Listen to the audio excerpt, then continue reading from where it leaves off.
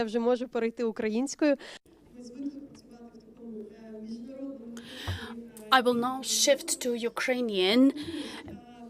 I'm confusing the languages because this is the international environment. We certainly cannot have a discussion during the Crimean Platform without mentioning the type of reintegration for the Crimea. We're not talking now about whether it's happening.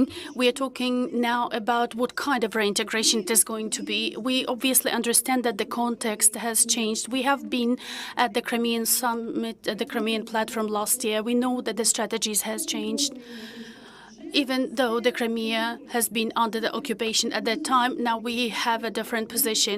Back then, it was not the peaceful time per se, because there were the violations of the law, but we were talking from a different perspective. We were talking about the peaceful reintegration of the Crimea. We were not talking a lot about the use of force, about the possible negotiations with the Russian Federation. Now, after the full-fledged aggression, let's admit it, the topic of Crimea and reclaiming of Crimea has been put under a different perspective. On the other hand, we now all understand that the Crimea has been used as the platform for the military aggression. This is the peninsula that they use to attack the rest of the territory of Ukraine from. Let's talk from this perspective and in this context. How has the Ukrainian strategy for the reintegration changed? What is the change about? How feasible, how realistic it is? Have any of the timelines changed? We do understand that many things depend on the law and the legal framework.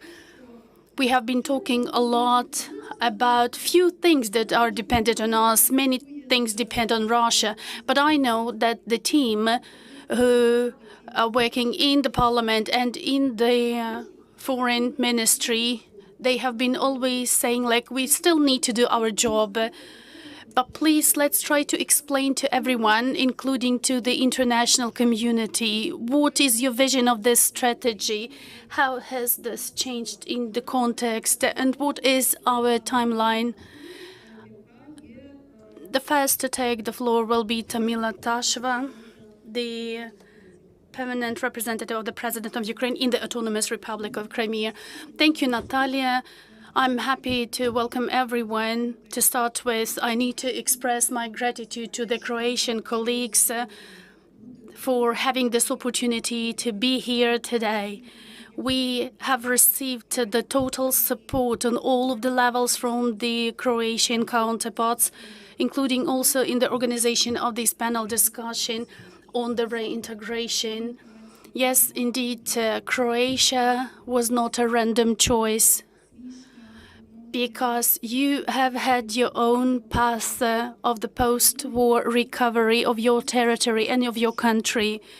After our victory, and already now we have started working on all of the reintegration-related processes. It is a great pleasure for me to speak now after the speech of Mr. Chichik, who delivered the beautiful, inspiring address. He highlighted all of the important challenges that we have seen for the past 8 years from the moment of the temporary occupation of the Crimean Peninsula. Yes, indeed, we can see it happening. You have always mentioned that reintegration is related to the issues of violence, the emotions that some people feel towards others, and also it includes our hatred against the aggressor state who have occupied parts of our territory. Yes, indeed, the National Office of the Crimean Platform and the Representative Office of the President of Ukraine, we have actively been pursuing the issues that are related to the occupation, obviously because everyone is focusing on that, but we are also focusing on the specific matters related to the reintegration of the temporarily occupied territories, because we are certain that we need to start our preparation now, because if the occupation is not happening tomorrow, it's happening the day after tomorrow anyway. And that's why we need to have the plan of actions ready now. This year, we have had the summit, the second summit of the Crimean Platform. We presented the economic strategy for the recovery of the Crimea, which is part of the general economic recovery strategy for Ukraine. We are also talking about the aspects related to tourism, among others, trying to understand how the Crimean Peninsula is going to look like after we regain control over the territory, what is going to happen in the area of infrastructure, roads, networks, because we find it critical to have the roads of the Ukrainian Crimea to be integrated into the entire European infrastructure. We are also talking about the aspects related to the rights of the indigenous people of Ukraine and of the Crimea, because we understand that the Crimea is hosting three indigenous people, Karaites, Krymchaks, and the Crimean Tatars. And it is important to respect this multinationality, which shall be the cross-cutting line of the development after the deoccupation of the Crimean Peninsula. These are also the aspects related to humanitarian and information areas. We have prepared this document, which is still on the stage of the vision, but it is important to have it because the citizens living in the temporarily occupied territories need to understand what is happening to that territory after we regain control. And then we continue to work with the experts and the international partners, trying to engage and involve investment and other support for the deoccupied future of the Crimean Peninsula. The President of Ukraine has said the important tasks that will be entailed after the occupation. We established the important working group with the 36 experts, national and international, parliamentarians and government officials. And we are talking about the details related to the resumption of power in the territory of Crimea, because currently there is none. There are thousands of people who are working in the so-called authorities, in the occupation administrations, and we certainly understand that they need to be brought to justice for that. But we are still going to identify the forms of responsibility and liability. This is still on the stage of the framework and vision. We obviously need to talk about specific matters such as the judicial registers and surveillance. Certainly, over the past 8 years of the occupation, the so-called authorities kept operating. There were 1 million court decisions and rulings issued. Many of them are criminal. And we certainly understand that it is a huge effort to review all of these court rulings. Therefore, we need to set the framework to understand which court decisions need to be revisited and reviewed. We obviously understand that we do not need to review all of them. But of course, if the human rights infringement was involved in a certain court ruling, we need to review it. There is another important aspect related to the verification of the occupation documents and the decisions of the occupying courts. This is the huge amount of work and the huge volumes. We also need to talk and to speak about the liabilities. We need to understand how many people and who were collaborating with the occupying administrations.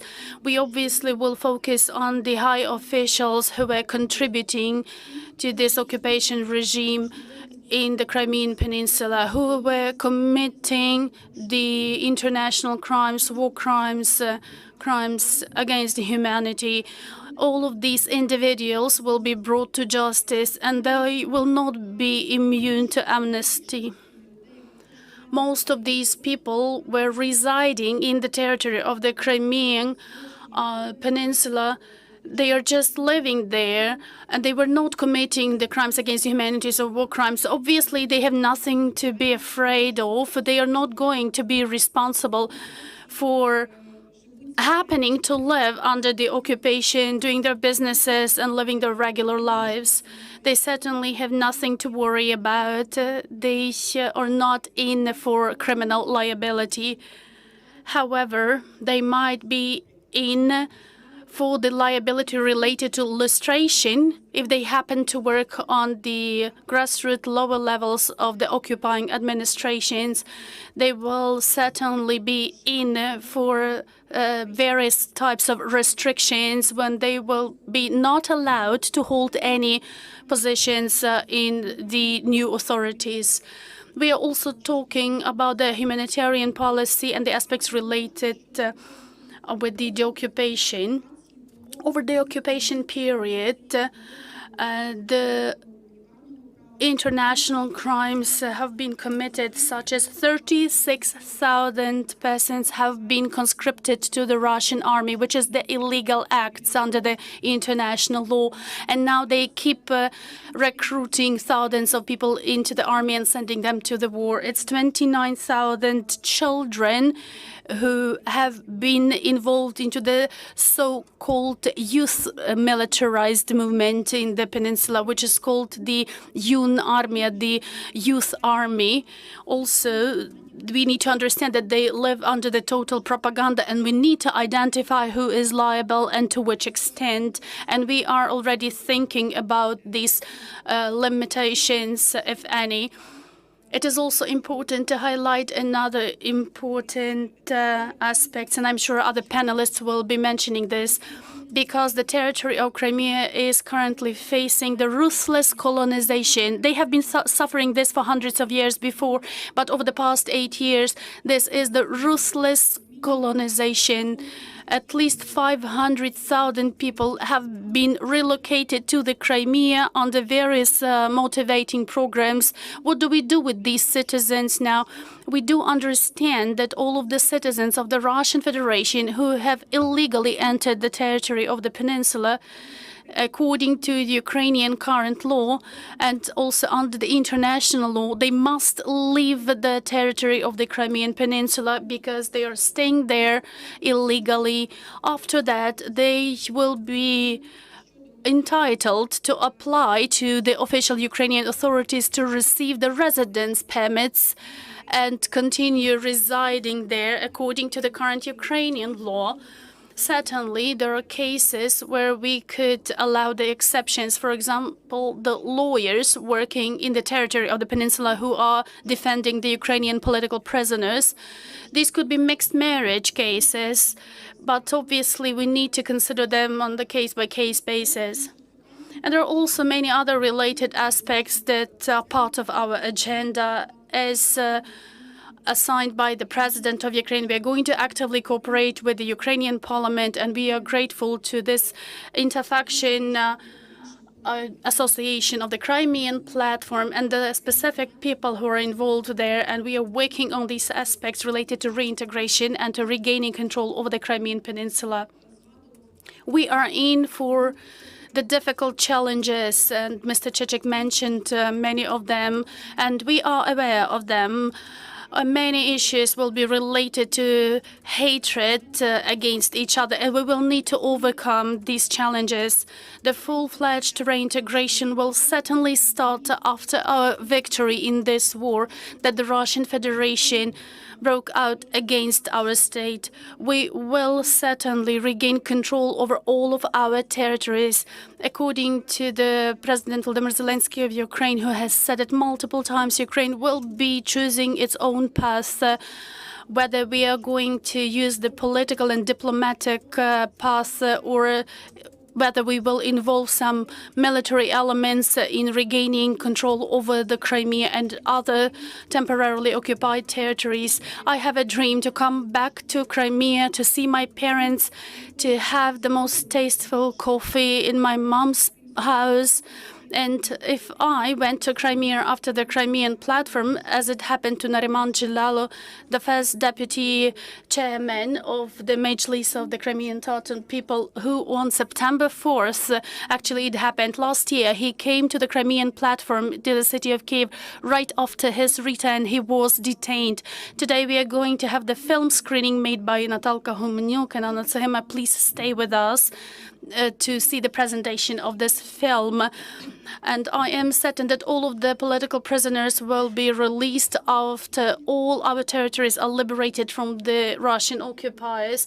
And anyone who would be willing to come back home and rebuild our territory, they will be able to do this. If this is not happening today, this will certainly happen tomorrow or soon. Thank you. I have another question to Evgenia. As a media person, I need to say that when I talk to the foreign media international partners, I understand that very often the issue of reintegration and resuming the territories is perceived from the emotional perspective, when we are saying that next year in Bakhchisarai or something like that, it might be perceived like a nice symbolic figure of speech. We do understand that 8 years, it's already the 9th year, it's a long period of time.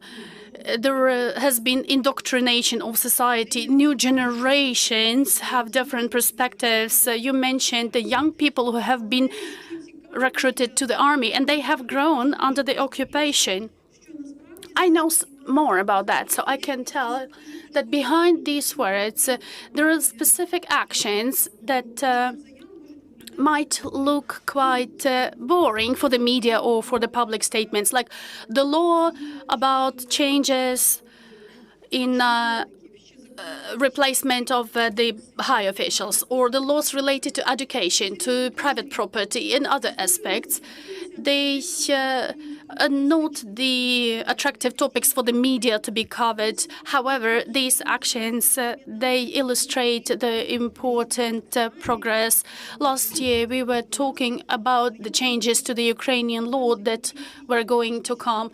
But let me get back to the realistic timelines, realistic actions, actually, that are bringing the changes closer, and they are preparing the country for the reintegration. On the other hand, in the new context, we do understand now the Ukrainian parliament needs to amend the big number of Ukrainian laws to fit the needs of the full-scale aggression of the war. So what are the priorities in this respect? Thank you so much. Speaking of the legislation, usually it's quite boring. That is why I would like to try to tell everything to you in a simple language. In New Zealand, there was a special law on simple language of explanations to people what is happening in the country, and I really like it. So I caught myself thinking that my daughter, she was born in 2014, in the end of January, just when the war started, and similar children were born on the Crimean Peninsula. They are now studying in the 3rd form, and from the very beginning of the school, from the very first lesson, they have been studying the Russian Empire and things like that. And of course, right now, in the era of the internet, we cannot say that we do not have access to information. Each information can be checked. However, take into account our first Crimea platform. We were in Kherson on the 21st of August. We brought European parliamentaries, MPs to Ukraine. We showed them how administrative services center work for Ukrainian citizens, including those in the temporarily occupied territories of Ukraine, the Crimea. So these centers is where you can get all kind of documents, a birth certificate, for example. Only 12% of children which were born during the occupation have Ukrainian documents, Ukrainian IDs, and we need to do something with this transitional justice. So That's what we do. We explain our people who live in the occupied Crimea. We give them the opportunity to do proper vaccination, not using the Sputnik vaccine, but Pfizer and Moderna. And what we also remembered very well, and I hope it will be part of the future projects on reintegration, this is implementation of the law which was adopted by the Verkhovna Rada of Ukraine on education, about the opportunity to enter any Ukrainian higher education establishment using a special quota, starting using the state budget to children who graduated from Crimean schools. They need to pass Ukrainian language test and history test. I talked to a girl who was 17 years old from Simferopol, and she made this conscious decision together with her family, with her mother, to enter local Crimean Tatars University. So it seems to me that for the second time, this university has to relocate and in Kherson, and because Kherson is also temporarily occupied. And we know that Crimea used as a springboard for occupation of other territories of Ukraine. This is a good example when some steps for integration have been made. I'm sure that we will implement this project that was adopted in 2020. This is a project for the program of exchange for school children, when school children from one region can go to another region and to live and study for 2 weeks, to have lessons in schools of another region of Ukraine. And of course, it seems to me that it is very important, and we need to focus on young children who were less into all this propaganda from the TV screens. However, even TikTok spreads propaganda, so we need to understand how this propaganda gets its tentacles everywhere. Of course, we will have a huge set of laws. We have already made an important step. We have voted for the draft law on indigenous people, and in Crimea, they were hysterical when we called Krymchaks, Crimean Tatars, and Karaites the indigenous people of Crimea. We are working with the Crimean Platform to grant them special status. I won't steal the show because we have representatives who will tell you more about it. And of course, we will have a set of documents that will be related to practical steps. What shall we do with those birth certificates, death certificates, with all those registration documents, registration of lost property, of stolen property, damaged or destroyed property? We're now discussing about the court proceedings, and there are also track dedicated to compensatory mechanism, which will give the opportunity to get money using registers for recovery using sanctioned Russian assets. And of course, we will have to use it for the territories which are temporarily occupied, including Crimea. This money will be allocated to the survivors of this aggression for compensations to those who suffered because of this war. This transitional justice will have to take into account the gender aspect, because women sometimes suffer most because of the sexual violence. They need to be protected, as well as their families of those people who lost their lives. I'm proud that this convocation of the parliament has finally voted for this law on political prisoners, and it is fully functional. It gives us the opportunity to help families, such as the family of Narim Jalalov. We will need to do more. And now I'm talking about the practical dimension. We need to conduct the information intoxication of Crimea. As for the reintegration, we need to reintegrate Crimea media landscape into the normal Ukrainian landscape. We need to support independent media that work in Crimea. But I would like to go back to what Mr. Ivan has ended with in his introductory speech. First, we have to get this land back, we need to use those methods, as our president has said, that we consider the most effective in order to get Crimea back. To end with, I think this is very important. This is a factor that can unite us. Reintegration of Crimea will happen when Crimea will become part of the EU as part of Ukraine in its internationally recognized borders, when Ukraine will join the European Union as a member. And it won't be a sanctioned territory where you cannot get access to Google, where you cannot pay using your Apple account. So people living in Crimea will be citizens of Ukraine and citizens, members of the European Union, and I hope in the future will also become the members of NATO.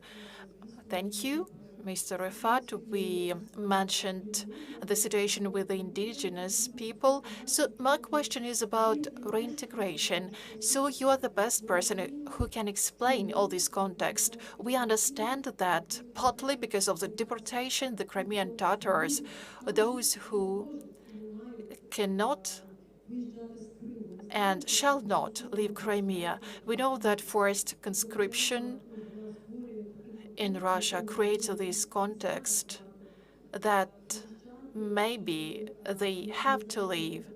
We know cases of forced conscription among the Crimean Tatars. So within this context of aggression of the Russian Federation, the territory of Crimea is used as a springboard for the military operation. Where do you see the priorities in reintegration? How do we balance between what we have to do with the perpetrators, for example, about collaborators that need to be brought into account, and on the other hand, we don't have to scare the local population. So what shall be our priorities from the point of view of legislation today? In the situation that we are in right now, when we have to hold this international summit outside of Ukraine. Thank you so much. I will start with saying thank you to the organizers, to the parliaments of Ukraine and Croatia for this opportunity to hold the second summit of the Crimean Platform and this panel discussion in Croatia. We are really grateful to them. And now let's proceed to answering your questions. First, you need to be honest. You need to be open and sincere. We have gone through the stages when we tried not to scare someone, often to please someone. And in 1991, we hold as a general repetition of what would happen in so-called DNR and LNR. We have created the Autonomous Republic of Crimea, where there wasn't a subject of self-identification, but we needed to do that because the Crimean Tatars, the indigenous people, were going back. They have been missing from this land for 45 years, and we had to bring them back. Of course, we had the Soviet Union back, but it collapsed, and we had this bomb which exploded in 2014, unfortunately. So what kind of legislation do we need? From the moment Crimea is liberated, we need to make sure that its development as part of the post-war Ukraine is smooth and for the benefit of the local population. We shall say that last year was a breakthrough from the point of view of the dialogue between the state and the people. If by dialogue we understand adopting resolutions, adopting legislation, March 2021, the Security Council of Ukraine has adopted a strategy where the occupation of the temporarily occupied territories of Crimea and Sevastopol. In a couple of weeks, the president has signed this resolution, and this strategy comes into full force as an official document. In a month, another document is adopted by the Verkhovna Rada of Ukraine, the law on indigenous people of Ukraine. It was also initiated by the president of Ukraine, Volodymyr Zelensky. And finally, in August 2021, we have conducted the inauguration summit of the Crimean Platform. We are really grateful to the Ministry of Foreign Affairs of Ukraine. One of Emina Japarova, who was one of the leaders behind this process, is sitting here next to me. Right now, Crimean Platform has become the tool of international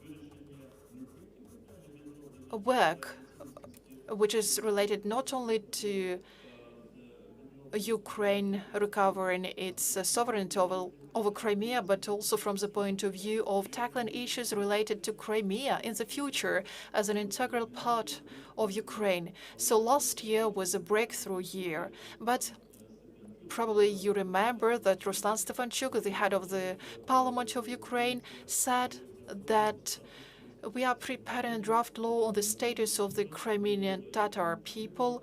Tamila and other representatives already said that we had a lot of discussions.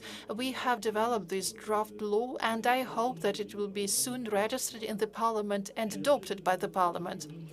I mean that we're nearing the tackling the problem, the most pressing problem, which is related to the indigenous people of Crimea, those problems that Ukrainian state haven't been able to tackle since the day of its independence until the temporary occupation of Crimea by Russia. I mean those questions of the legal status of Crimea.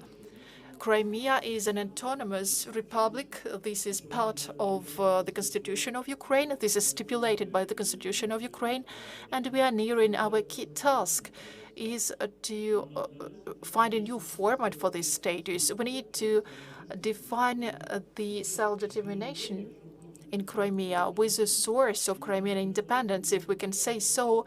This is an integral part of these people for self-determination as part of Ukrainian state.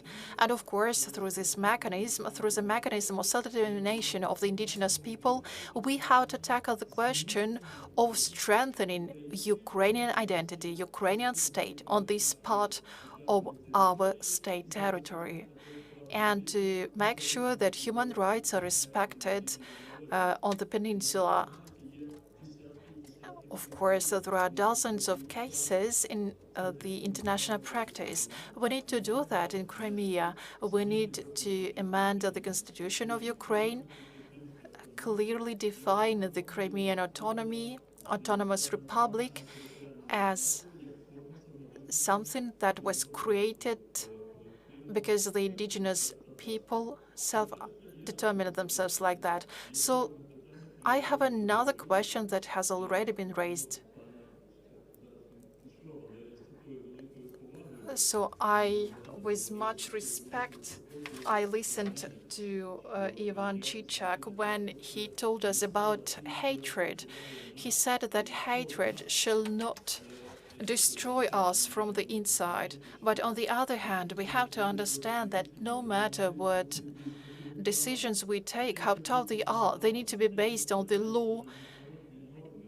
They shall be based on international norms and regulations, based on human values, human rights, and it cannot be based on hatred. I'm talking about the future of Crimea, about different variations of such phenomena which can impact the future, the destiny of those people living in Crimea. In 1944, when the Crimean Tatars were deported, where a lot of people were placed in their houses, and after the independence of in 2014, many of them wanted to go to Russia. So that's one of the reasons why all this situation with Crimea happened in the first place. Some people might think that Moscow is persuaded it won't leave Crimea, but the truth is that Moscow understands that sooner or later they will have to leave Crimea, but they do anything they could to stay in Crimea. Those 500,000, up to 1 million citizens of Russia who now live in Crimea. This is the presence of Russia in Crimea, even after the Russian military will leave Crimea. But we cannot accept that. We might have taken into account some humanitarian aspects, but first they need to go abroad and then to reach out to Ukraine. Maybe they have invested their money illegally and bought property illegally in Crimea.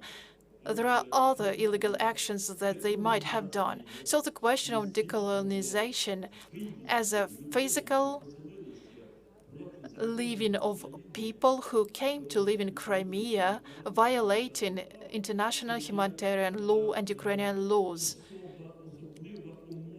This is a special precondition, special guarantee for development of Crimea, for recovery of state sovereignty of Ukraine over the Crimean Peninsula. Unfortunately, I don't have time. With much respect to other speakers, I would like to end here. Thank you so much. Emina, the question is to you right now. You were the driving force behind organizing the first summit of Crimean Platform. After 8 years of the occupation, this question was one of the most important.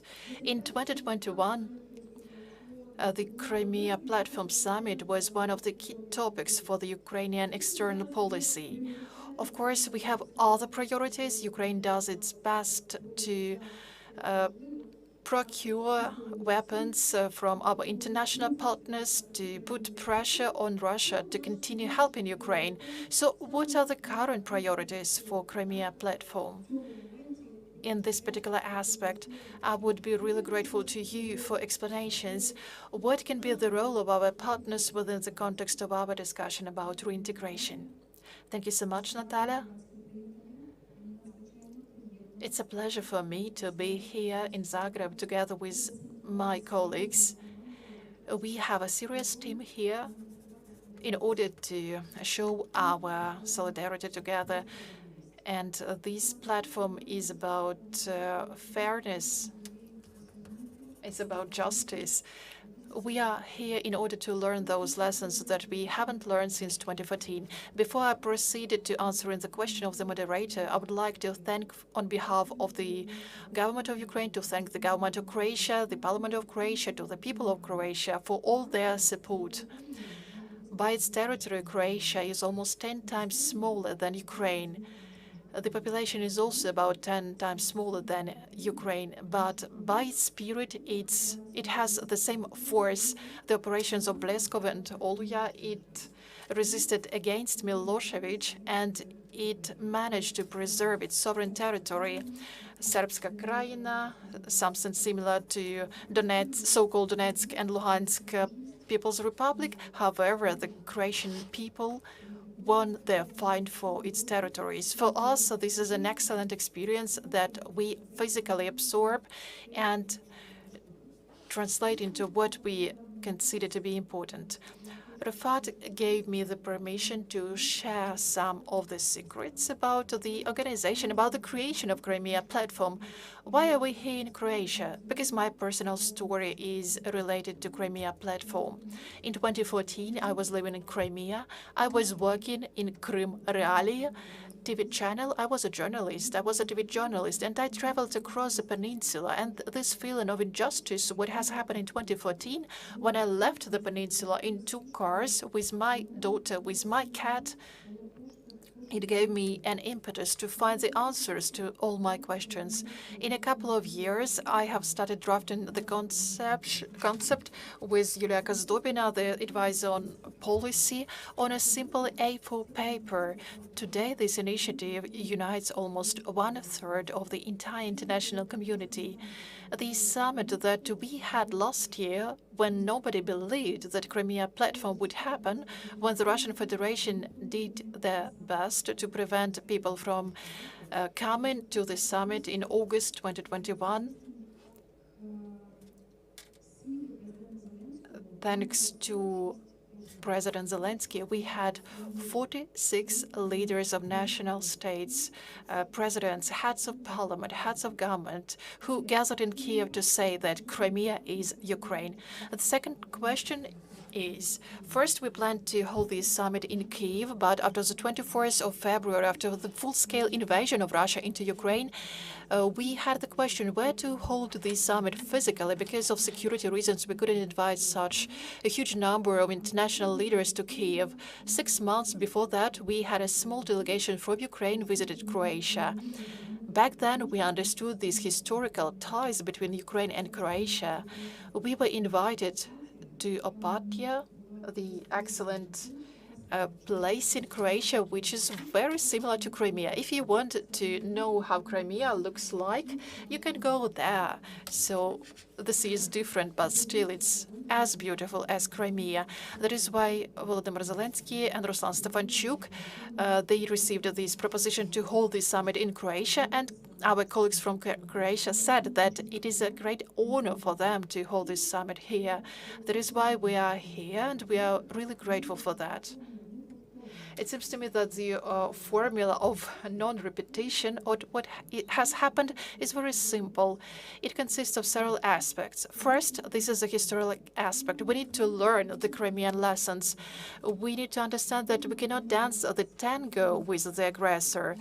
We cannot get on terms with, negotiate with Putin, Milosevic, or any other leaders similar to those aggressors.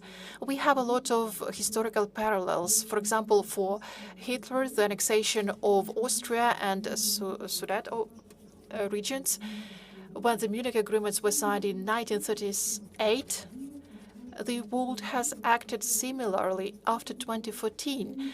The world wanted to find a common language with Putin, but on the 21st of February 2022, this myth was debunked. It's impossible to find common language with the aggressor. That is why we need to find other ways out. Another aspect is international law. This is the topic that we have discussed. International courts, UN International Court, International Criminal Court. This is about the reparations that Russian Federation will have to pay to Ukrainians. This is about the repentance of the Russian Federation before Ukrainians. I'm totally persuaded that it will happen. Thanks to the armed forces of Ukraine, I hope it will happen as soon as possible. Next, this is the political aspect. I'm sure that the preconditions for any solutions, any decisions in the political sphere, this must be justice.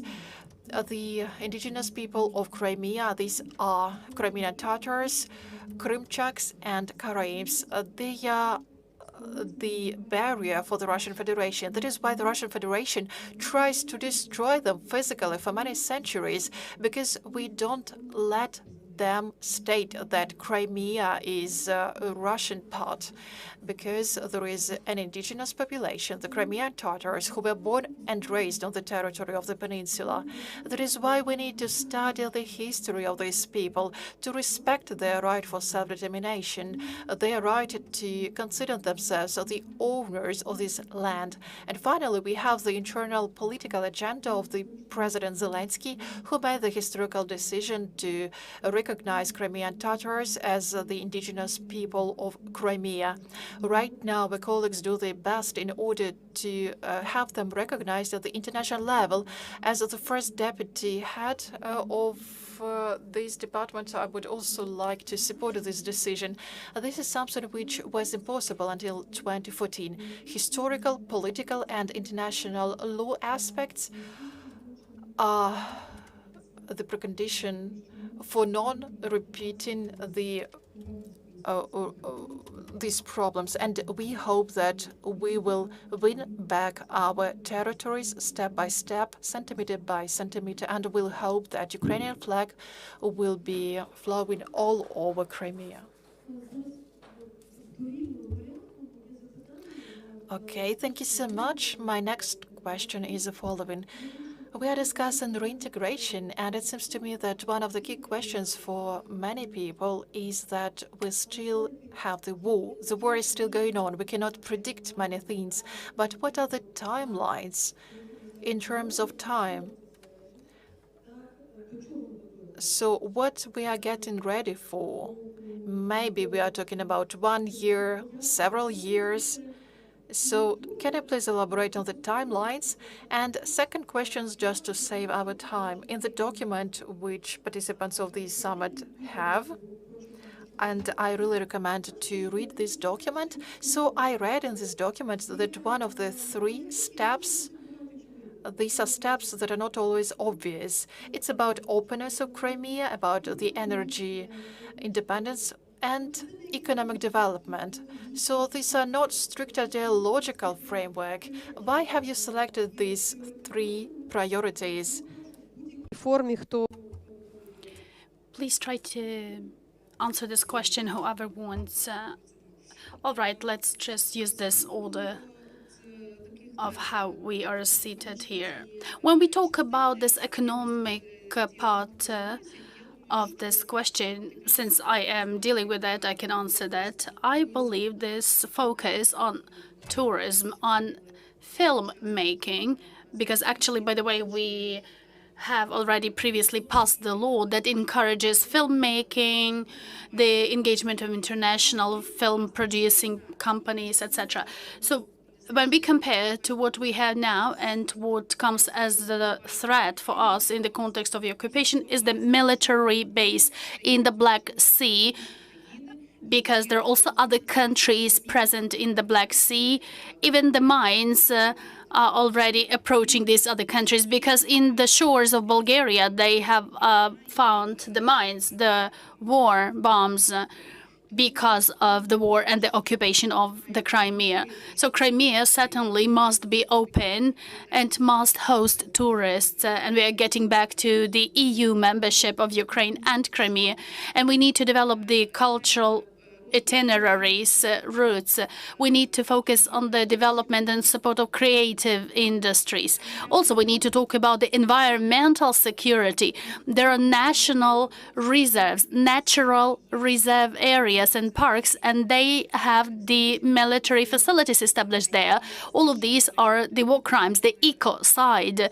They are destroying the cultural heritage, and it is also important to raise this issue. We are also going to face this during the occupation. They are going to steal museum exhibits, the findings of the archaeological surveys, and we need to be talking about the sanctions of the Ukrainian Academy of Sciences and art institutions who are doing the archaeological surveys and excavations in the Crimea. They have hundreds of the museums, and they already are talking about the evacuation. This is going to be the same to what was happening during the Second World War. They are stealing the cultural heritage items. So we already are talking to UNESCO not to have Russia in any of the executive boards. Also, we need to talk about the security architecture that must be in place and that must be efficient. Unfortunately, the UN Security Council and the UN itself, established after the Second World War to prevent any such conflicts of wars, it didn't work. It failed. So we need to talk about the new type of security architecture, and we need to openly and loudly speak about that.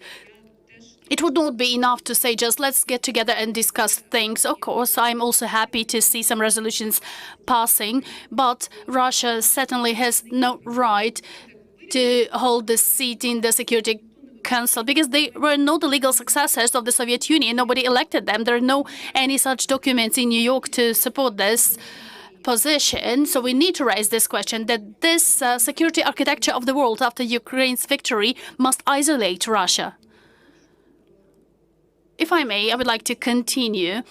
when we talk about the strategy that you received in the handouts, we have been working on this as part of the presidential assignment, and the representative office of the Kyiv School of Economics and the Ministry of Infrastructure and other related entities. I'm sure that other colleagues present here will be able to speak more about this security aspect in this strategy. We just call this friendly militarization as a concept in this strategy, because we certainly understand that the Russian Federation will stay nearby, at least for some time after the deoccupation of the Crimea. We certainly understand that the Russian fleet must vacate the peninsula, but we need to secure the safety and security on the territory of the Crimean Peninsula. We need to understand that we need to have our armed forces there and the Ukrainian fleet present there, but we need to talk about other boundaries and in other forms, unlike what the Russian Federation is doing today, when they have the total militarization of the Crimea, when hundreds of thousands of people who have arrived to the territory of the peninsula, including the military members, the so-called law enforcement and security forces. Why would we focus on that? Because as of today, Crimea is the closed territory for the rest of the world, and our citizens are staying in the gray zone. They are not open to the world. So the first thing we said, that this territory must be the place where people could freely travel. I don't remember whether this strategy has it presented in the graphic form, but when we started connecting Simferopol city and the European capitals, and where we tried to calculate, the distances and connections, and when we compare these distances and connections to the Russian Federation, in fact, the distance between Simferopol and Moscow is much longer than the distance to a European capital. I'm not even mentioning Kyiv and Kherson, that's obvious. Therefore, when we talk about the reintegration of our citizens and of the entire information and tourism infrastructure into the general European context, it was an important focus of this strategy for a reason. Obviously, there are also humanitarian components there, and we hope that we will be opening the Museum of the Occupation on the territory of the Crimea after it is liberated. And we want to have the museum on the indigenous people of Ukraine and the world. And it could be like the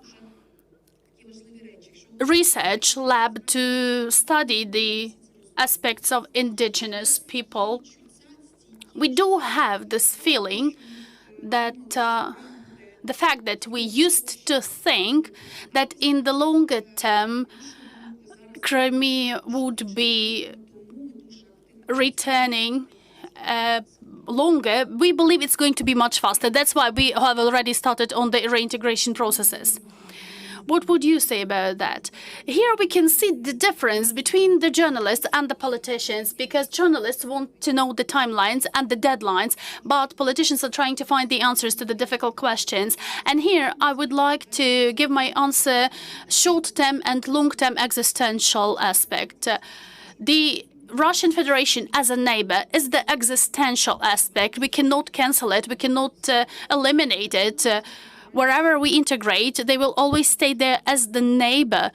We might have the federative composition and type of existence, and I believe that very soon the Russian Federation will start the difficult processes and the Russian Federation will collapse. It will disintegrate, and the world must be prepared for the security crisis and to understand the better foreign relations system in that context. But also there are questions that might be raised to the EU and to the full membership of Ukraine and also full NATO membership. We understand we have the consolidation, but in return, we expect certain security guarantees because the previous guarantees failed. The Budapest Memorandum failed. Ukraine was shocked in 2014 because we lived in this paradigm of brotherhood, and it took us 8 years for us as a state to finally understand that the Russian Federation is the enemy, is the existential question. When we talk short term, our tactics is about the strategic objective to win, to get the victory. We can get the victory on the battlefield. We need weapons and economic support for that, because we are having the billions of debt in the Ukrainian national budget every month. Our strategy is not just not to die, but our strategy is to win. In the first months of the war, I had conversations with the partners. Each of them was shocked and really impressed by the courage of the Ukrainian nation. And they were asking us, how long do you think Ukraine will manage to resist realistically? And I answered, it's not about the duration. For us, it's either death or the life and death issue. After the successful operations in the east and the south of Ukraine, everyone eventually believed us, and that the Ukrainian army and the Ukrainian nation has the capacity and can win. That is why we are getting more support in terms of weapons and political understanding, and now we have more sanctions and more isolation for the Russian Federation. Very often, President Zelensky would say that we live in the times when we are making the history, when the classic formats do not work anymore. We can see this as illustrated by the diplomatic formats, and the Crimean Platform is actually the non-conventional format when we expelled the Russian Federation from the Council of Europe and the Human Rights Council. But now we do not have the tools and mechanisms to expel the Russian Federation from the UN Security Council. But our history can show that when you have a dream, all things are possible. Mr. Rafat, we are here to have your final concluding statement. Let's talk about deoccupation of the territory. What does that mean?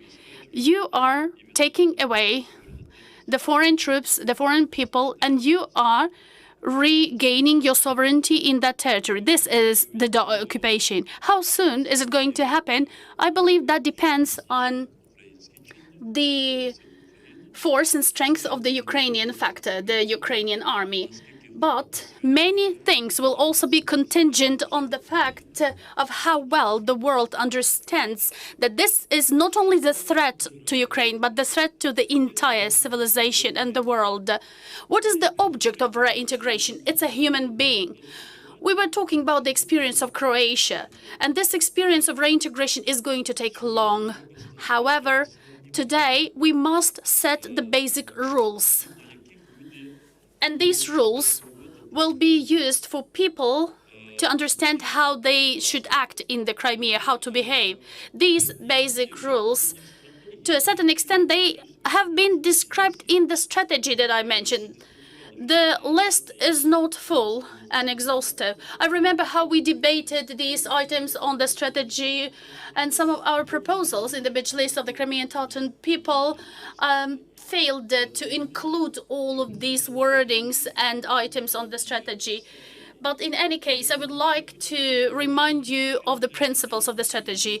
Non-recognition of any legal acts committed by the legal or physical persons on the temporarily occupied territories against the law of Ukraine. This is the rule that we already must have today, so that people could know what is happening to them tomorrow on the occupied territory. Second, non-recognition of the forced or the automatic citizenship accrual for the citizens of Ukraine who live on the temporarily occupied territories when they assume the Russian citizenship.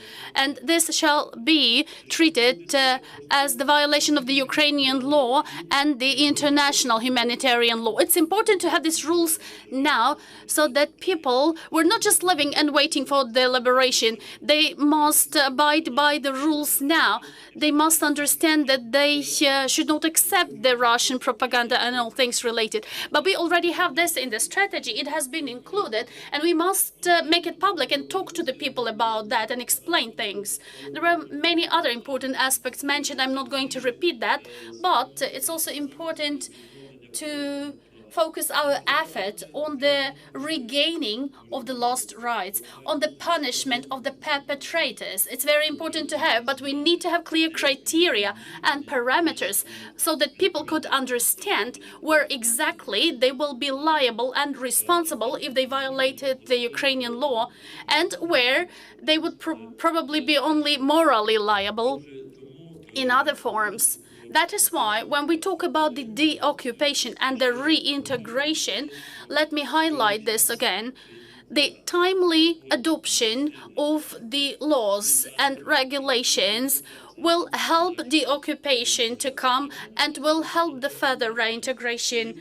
I find it absolutely unacceptable when we have different events and also in various legal acts. The authors of these draft laws are having the wording from the moment of regaining the state sovereignty of Ukraine over Crimea. This is what they also had when they described the status of the Crimea. This is the plan of action of the government about the strategy. This is how they word it. Submitting the draft laws about the status of the Crimean Peninsula, and the timeline is set as from the moment of regaining the Ukrainian sovereignty. No, I do not agree. This must be done much earlier. With our international and foreign experts. Дуже вам дякую. Тоді в нас буде зміна людей. We are going to change the setting and the people, the participants of the panel. Now, let's thank the Ukrainian participants. This discussion, Peter Galbraith, who is an American diplomat ambassador of the USA to Croatia from 1993 to 1998 and co-mediator at the Erdut agreement that ended the Croatian War of Independence. As well, Vesna Škare-Ožbolt, who was the former Minister of Justice of Croatia from 2003 to 2006. So please take this seat near me. And as well, Alina Frolova, who is a deputy chairman of the board of the Center for Defense Strategies and member of the Crimean Platform Expert Network. So we will go on. I'll give a minute, and I also want to say that we had also the former Deputy Minister, just a second, we had a bit of the change in the group of the people who are talking, because unfortunately we do not have with us today Mate Granic, who was a Croatian politician due to a health reason, but I do think that we will make this discussion as fruitful as possible. So thanks a lot for paying attention, and I'll have a few questions to you. First of all, we have around half an hour, 40 minutes for this part. And we understand that, first of all, the context is different. Of course, we here also to listen from your experience, because non-repetition was also something which is critically important. But at the same time, I want a bit your reactions to hear on what you hear from the Ukrainian officials, because as a journalist who are reporting, who talking to a lot of international experts, I do feel sometimes that Ukrainians are sometimes considered naive when they really speak about the reintegration of Crimea. However, at the same time, we know that indeed it's not just about the symbolic things. There are things happening in the parliament, there is a process, and despite there is now the vision of possible even the military campaign in Crimea in the context of the full-scale invasion of Russia in Ukraine, there is quite an anti-militaristic rhetoric, because on the reintegration we see that quite a lot of officials were speaking, about the legal changes, about really basic things. So generally, what is your take? Do you think, more or less anything, any of your reaction on what you heard? So please, Peter, take the mic first of all. The first, is this on? Yep. Yeah. So the first point I would make is about the importance of Crimea. Actually, during the Bosnia War, both Richard Holbrooke and I would describe the failure of the world community to respond as the greatest failure of collective security since World War II. Because what was the idea at the end of World War II?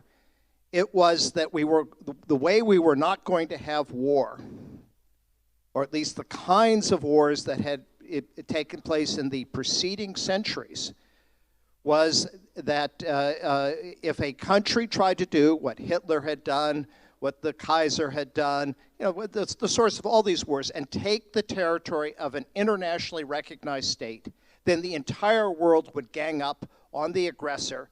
And because the aggressor knew that the world would gang up, they wouldn't do it.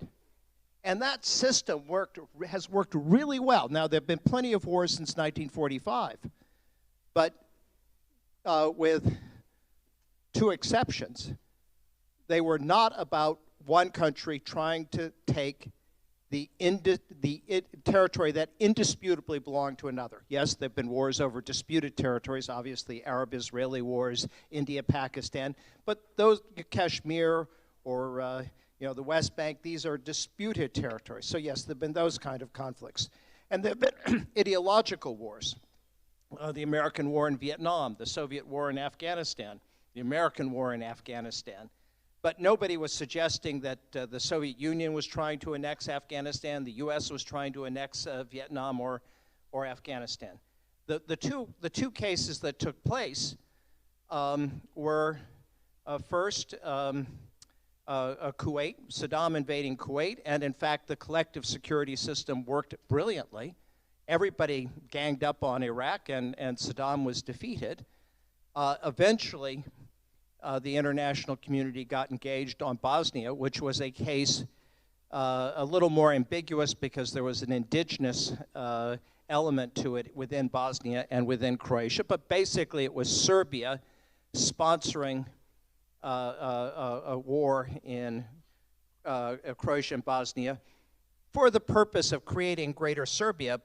And here's one of the big differences, Milosevic never proclaimed that was his goal. In fact, on the contrary, he kept saying, no, we're just Yugoslavia, meaning little Yugoslavia, Serbia and Montenegro. So he always tried to distance himself. So it's quite different from what has happened in 2014, in which Russia basically invaded the indisputably Ukrainian territory of Crimea, which Russia itself had recognized as part of Ukraine, and annexed it. And then, of course, beginning this year, an invasion that began on the 24th of February, in my judgment, although it's always hard to know exactly what Putin's motives were, it certainly wasn't just for the purpose of getting rid of that famous Jewish Nazi, Zelensky. It's a very small number of Jewish Nazis. But that wasn't the purpose. The purpose, I believe, was basically to take over all of Ukraine, which he imagined to be very easy, and perhaps to create a greater Russia federation of Russia, Ukraine, and Belarus. And having failed in that, then he's proceeded to annex parts of Ukraine. And if Russia gets away with it, that is a real threat to the basis of the entire post-World War II order. We could discuss, and Vesna and I were negotiating partners and sometimes not such partners, adversaries in this whole process in Croatia, which basically had two parts. One that didn't succeed, which was an effort to find a peaceful solution to the larger part of the Serb-held territory, that is, at least geographically speaking, that is the Krajina region, where the international community, and I know Vesna wasn't enthused about the plan, but she was helped by the Serbs who refused to discuss it, where very substantial autonomy was offered, and where the Serbs simply refused to discuss it. In fact, this former policeman, Milan Martic, who didn't finish high school, turned and looked at the representatives of the United States, Russia, the United Nations, and the European Union, in those days the most powerful countries in the world, and he said, "You think you're professional diplomats, but you've made a huge mistake." I say one of the highlights of my career was to be able to repeat his words back to him in the Hague Tribunal in 2006, turning and facing him in the docket. But in any event, this isn't really a relevant model for Ukraine, because in fact, you do offer Crimea very substantial autonomy. That's why it is an autonomous republic. And I presume if it was necessary for reintegration, that the amount of autonomy would be something that would be negotiable if there were to be some kind of negotiated return. So the second part of the Croatia experience, particularly Vesna and I worked on, which was the successful reintegration of Eastern Slavonia and Branja and Western Srem into Croatia under the Erdut Agreement with a two-year UN mandate. And in which this was basically, with some additional rights for the Serbian community, reintegrated into the regular constitutional order of Croatia. I think there are some lessons from there, particularly as I listened to the discussion among the Ukrainian officials. Maybe I'll say what really, one thing that stood out to me, which is what Croatia did was not to consider the local Serbs to be traitors, but basically to accept them and allow them to continue in office, even though they had, if they won elections. Well, you know, sometimes the trouble with peace negotiations, people would say this at Dayton, why don't you include the NGOs? Why don't you include women's groups? Well, the trouble is you make peace with the people, you don't make peace with your friends, you make peace with your enemies, and they're the people you disagree with. And so you have to weigh the costs and the benefits. And if you adopt approach, at least toward those in Crimea who collaborated with the Russian administration, that is strictly punitive, you're not going to win them over. In fact, you're only going to give them an incentive to be obstinate. And that means you have only one alternative, which is a military one. And you know, I guess I've spent almost all my career in places where there are wars. And so I always caution about the military approach. I think as Mr. Putin has discovered, wars just don't always turn out the way you think they will. And he thought he'd be in Kiev in 4 days. The Americans know that. Vietnam, Afghanistan, Iraq. So I think you have to be cautious from, he way overestimated what he was able to do, and I think Ukraine probably should be cautious. Maybe I'm not going to make myself popular here, but needs to be cautious about what it might be able to do militarily in Crimea, especially since, unlike the other parts of occupied Ukraine, this is probably an area in which Russia will use maximum force to defend. So that's sort of one lesson. More broadly, though, the situations aren't parallel because, of course, not only did Serbia not say it was annexing the parts of Croatia or Bosnia, but Serbia wasn't Russia. It's a small country. It doesn't have nuclear weapons, and frankly, the entire world was against it. One of the reasons the whole peace process was successful in Croatia and in Bosnia was that the Russians were part of it. They were cooperative.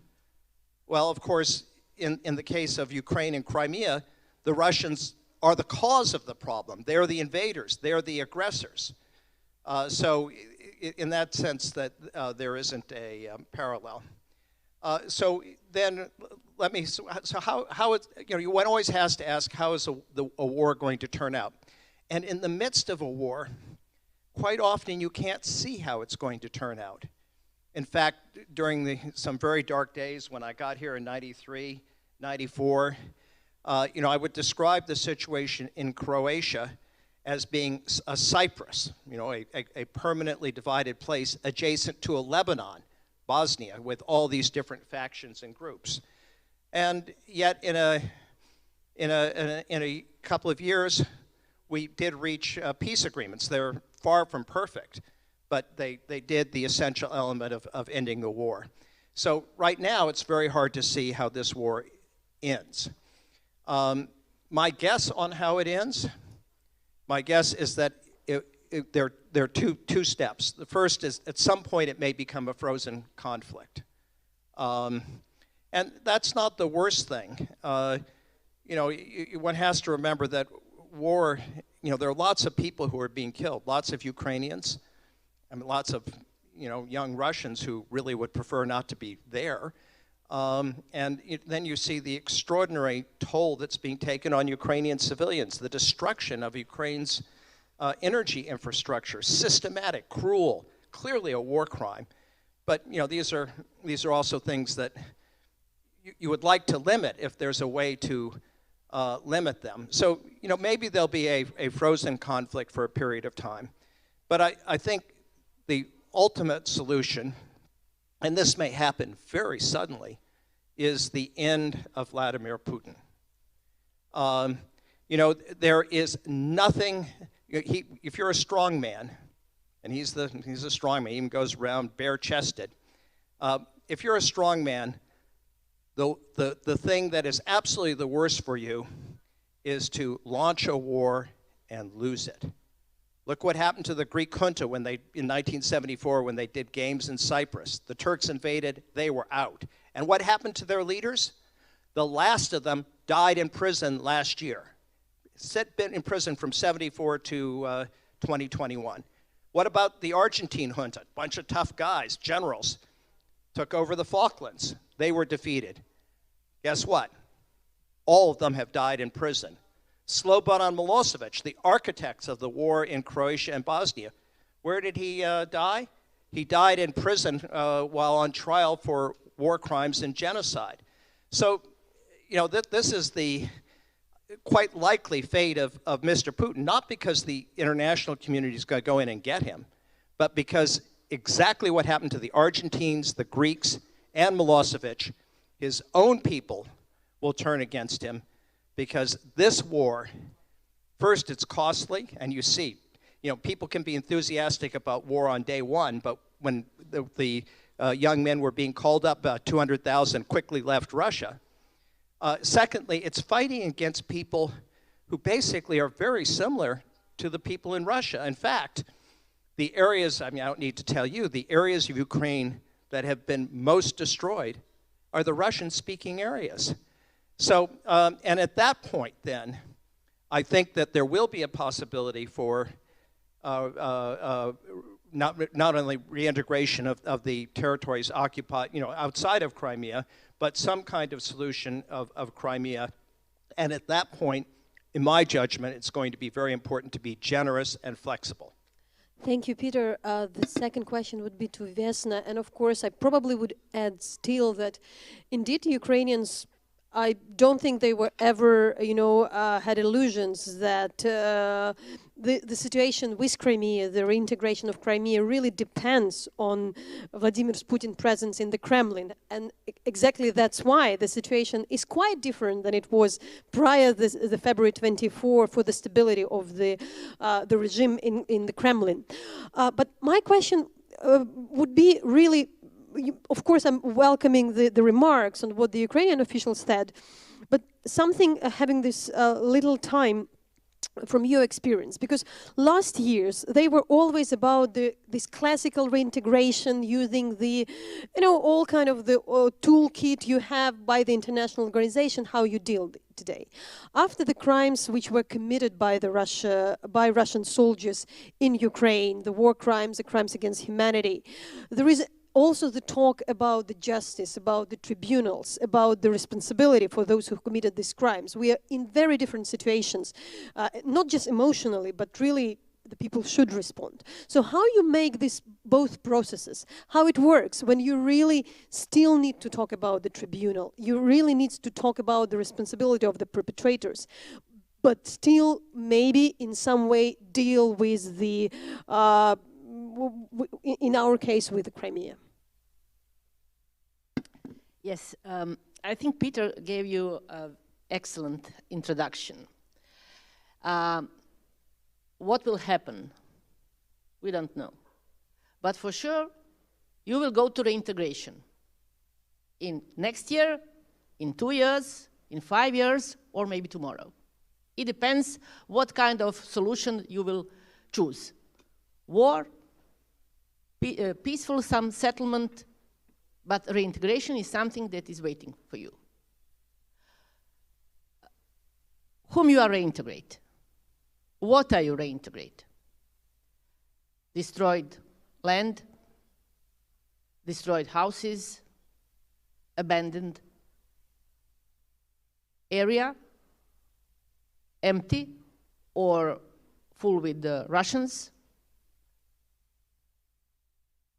That will be the question.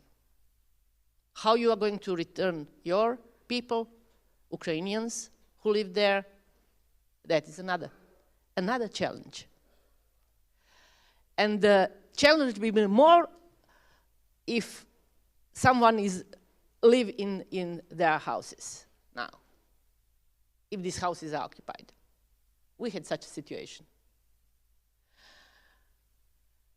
What we did? Peter and I worked on the basic agreement, how to reintegrate this eastern part, the last part of occupied part of Croatia.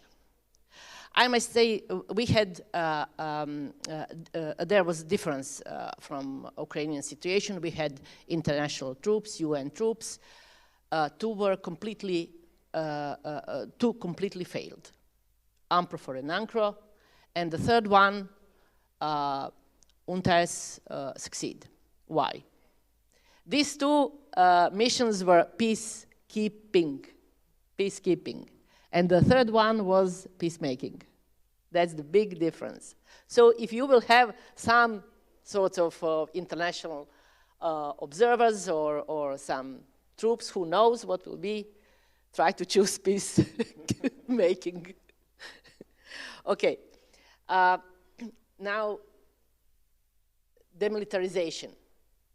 First step. How you are going to secure the area? Transitional police forces. Who will be the part of these transitional police forces? We had one Croat, one Serb, and one UN soldier. Then we had demining.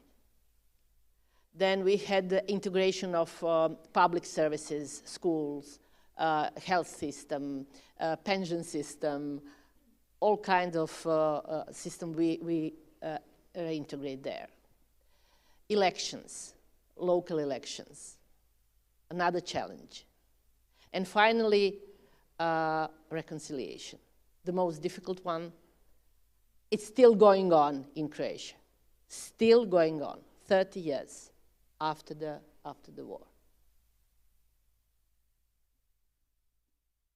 Alina, before I go for you, I want just also to say that, of course, I'm asking you about the future, but your Center for the Defense Strategy actually is known for very solid analysis and prognosis of the current situation. So it's not really like the prognoses which are coming in some way, but we can, in fact, rely a lot on you, because you're really trying to base it a lot on the ground research and the current situation.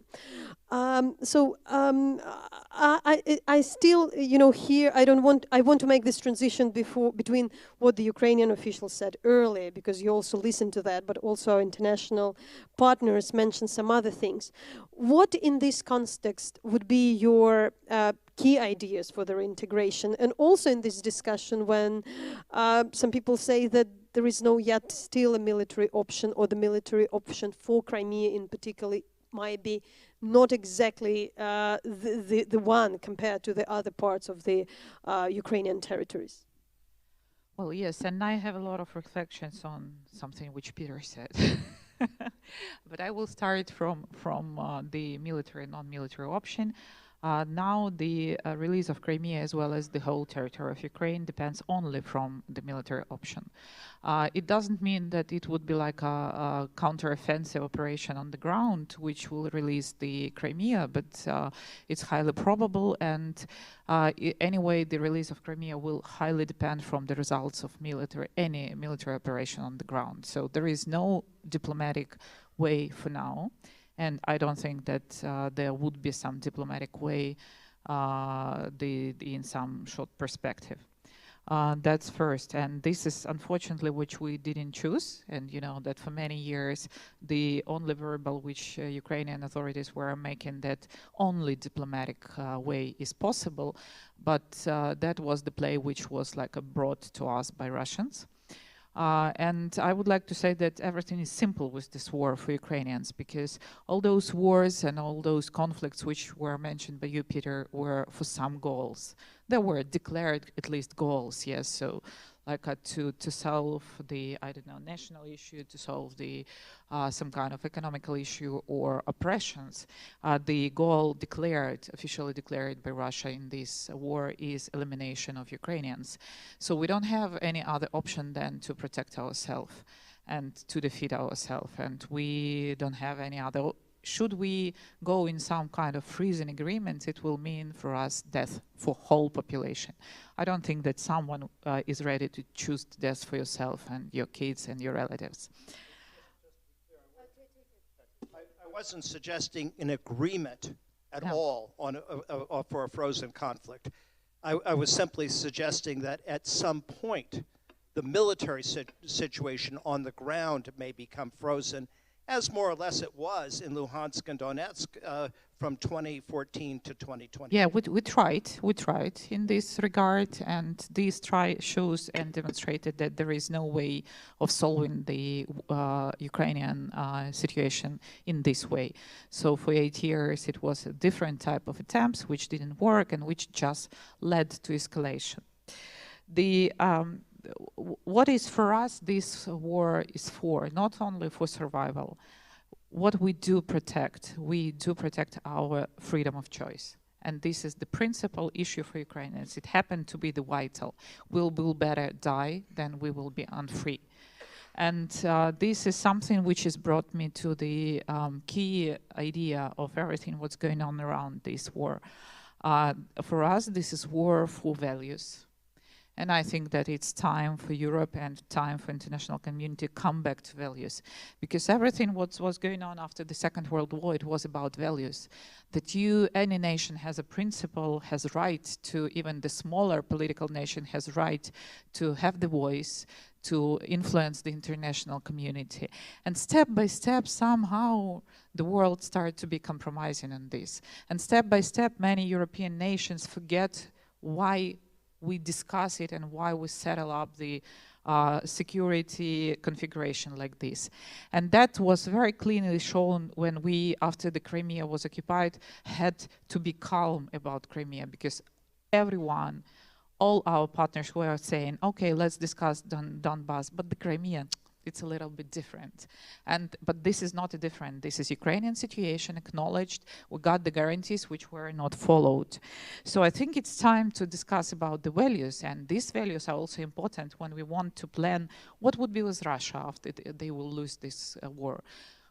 We, like Europe for many years, for 30 years, was promoting the idea that, okay, Russia is quite difficult, probably they have another view, but we need to have a discussion with them. We need to have some kind of open ways to communicate.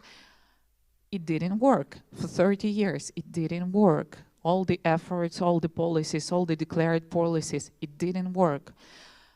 We had like a multiple in each think tank and each university of United States, there is a center of study in Russia. Where are the results?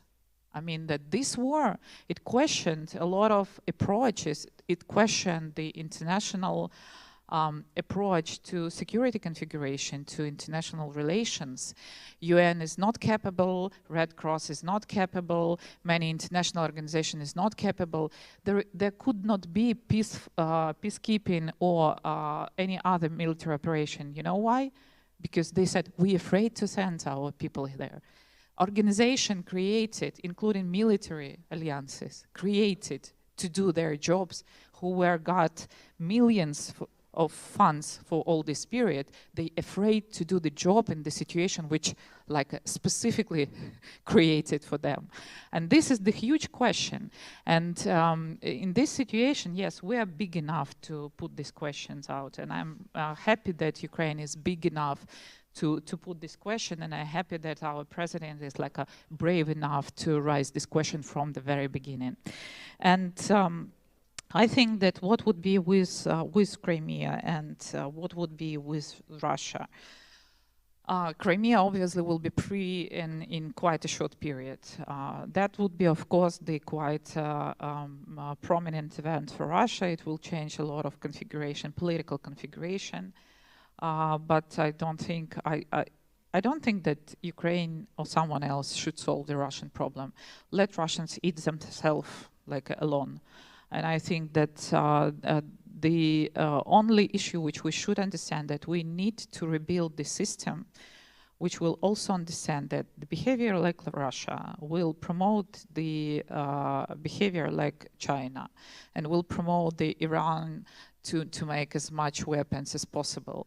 And should Russia use the nuclear weapons, it won't change the Ukrainian intention in the course of war. It will change the behavior of all the others.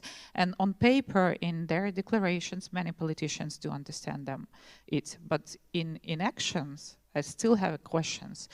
Yes, we see how the political powers are waking up, they start really thinking, but what I see and what gives me like a huge hope that nations are much more aware than their politicians, and nations support Ukraine much stronger than politicians.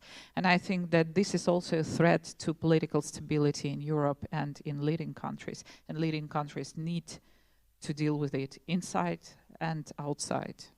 We have roughly 5 minutes to conclude, and we talked quite a lot on reintegration previously, and I know Alina has a lot to say, for instance, on, I don't know, like how Ukraine may create a reserve law enforcement of teachers, how the legislation should be changed. So there is a lot things Ukrainian experts are working on. But because we have the limit of time, we talked about non-repetition, and you all mentioned something about the international order and the different contexts. I remember very well, I was in Crimea a few days prior to this so-called sham referendum in 2014, staying close to the Ukrainian soldier, officer in Sevastopol, who told me, I'd better prefer the war. So we do something and, you know, we fight back and it would be over. And I was very cautious as a journalist that, like, wars are horrible, you know, they would bring so much damage. At that time, there was no war, you know, there was no occupation. There were just this Russian military operation there. And of course, even my thinking changed, because later I wonder whether the international community, which also somehow encouraged Ukraine not to answer back then, for sure. I talked to a lot of, you know, people from security. Ukraine was encouraged not to answer with military, its military to the annexation. What would you say today should be changed? What maybe would be the lessons learned by international community, not by the Ukrainians, on how they maybe did something wrong back then? And you all mentioned, that the Russia was different at that time. It was cooperative. Vesna, you mentioned that, you know, peacekeeping operations, which are out of discussion in case of Ukraine. So we really understand that there is a huge problem in the international security system. So my final question would be short. What do you think would be the things to do with the international security system in order there won't be the repetition at this moment? What really possibly might be changed in this context? I think the biggest, I think the underlying structure of the system, of the collective security arrangements that are embodied in the UN Charter, which is that if you're an aggressor, you try to seize and annex the territory of a sovereign state, the world will gang up on you. You know, this is a test of that. And if Russia loses, then that will affirm that basic principle of the international system. As to a significant degree, it was affirmed in Croatia and Bosnia, ultimately leading to Milosevic's overthrow. The second point I would make about it is that, you know, my last diplomatic assignment was in Afghanistan. The Afghans are famous for being fighters. You know, and yet after the U.S. spent $2 trillion You know, had 130,000 troops there at the peak, 5,000 dead. The Afghan regime, government, didn't even last to the end of the American withdrawal. Why? Because the United States and NATO were basically doing the job that Afghans ought to have been doing. What's going on in Ukraine is that Ukrainians are fighting. And you know, I mean, I think it would be a disaster to introduce NATO forces, not only because of the danger of a larger war with Russia, but because, you know, the Ukrainians are doing it. So let's continue to do what we're doing, which is to provide ammunition, weapons, systems, training, more and more sophisticated weaponry, keep it flowing. Obviously, the Russians are having problems. Let's, you know, the U.S. and NATO can be the arsenal for democracy. I have to, because you'll have Speaker Pelosi here, I have to have a note of caution, which is that the Republican Party, which under Ronald Reagan was the anti-Soviet party, has become the pro-Russian party, and Kevin McCarthy, who might well be Speaker, is saying, well, maybe we won't continue to fund Ukraine. So, you know, so maybe Europe is going to have to step up if America steps back. That is a problem. And the final point I make, I taught at the National War College for 3 years. We had a slogan, and I think it's a very good one, which is, hope is not a strategy. So as you look at the situation, it isn't just what you hope will happen, it requires hard analysis. And I think that has to be done with regard to Crimea. Hard analysis doesn't mean you give up Crimea or accept Russia, but hard analysis means adopting effective strategies. And who knows how long it will take. You know, the occupation of Lithuania, Latvia, and Estonia by the Soviet Union in 1940 was illegal, and the U.S. maintained diplomatic relations with those countries until 1990, all through that year for 51 years. But eventually they became independent. So who knows how long this takes, but time is a great asset in international relations. Thank you, Vesna and Alina. Probably I, again, encourage you to be short. Yeah. Okay, so I know when the Crimea will be released, so that's like simply a question, and all the Ukrainians know, and that's like would be yes, and we do appreciate the support, and no one of us expect that NATO troops will be fighting with us, and so we know this. We are not the member of the NATO, but if to answer the question of the what to do, non-repetition, and how to reintegrate. First of all, really we need, and not only Ukrainians, because they do it now, but the international community is still putting a lot of questions, start to tell the truth about everything, just like a definition means. I mean that.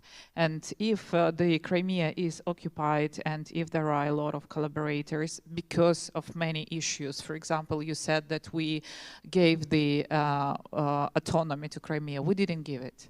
It was like a blackmail of Russia in the time when they didn't want to sign the border agreement with Ukraine, except this. So, and that is why it led to this war. And so we need to tell the truth to ourselves on expert level, on political level, and said that the reintegration should be identified by Ukraine and should be identified by Ukrainian people, how it will be. And we know how it should be. And this is first. The second, accept truth. This is, I think that regional alliances will mean a lot. The situation demonstrated that when you forget about your defense, like it happened with many countries, and you just start to be dependent on some general opinion, political opinion, you're in very high risk. I think that in addition to NATO, we will see many regional alliances in Europe.